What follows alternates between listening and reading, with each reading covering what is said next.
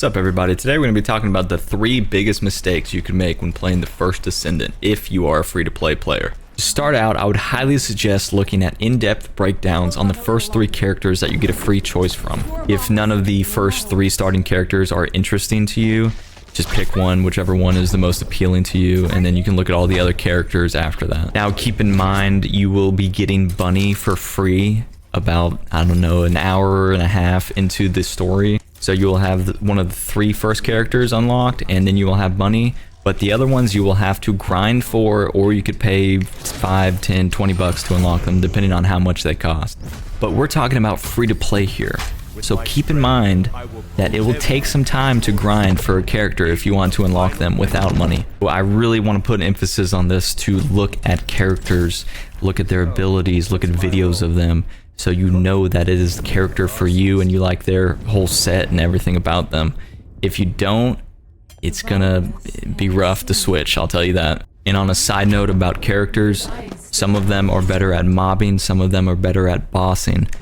Really look at them, and I'll tell you this, Bunny, the one that you get for free, is the best mobbing. The best.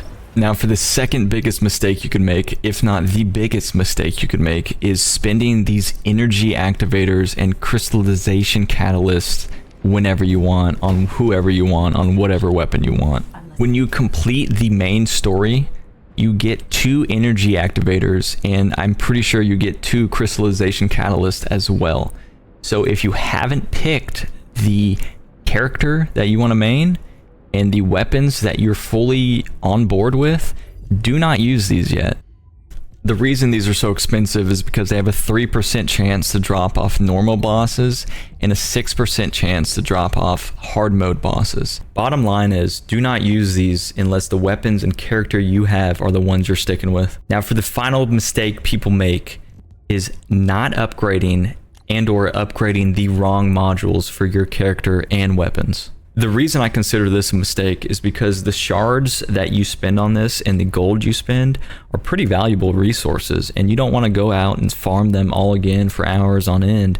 So you don't want to level up the wrong modules on your weapons and character. So regarding your character modules, I would suggest doing increased shield and increased HP. Those are good. And increasing the multi-maneuvering tool, or anything that fits in that module slot, increases your module capacity.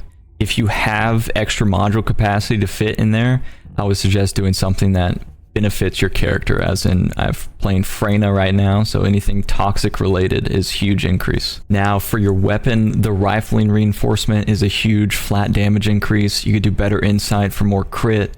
I would highly suggest leveling up fire enhancement, and in the later game you can look at bosses and see which element they're weak to and level up that.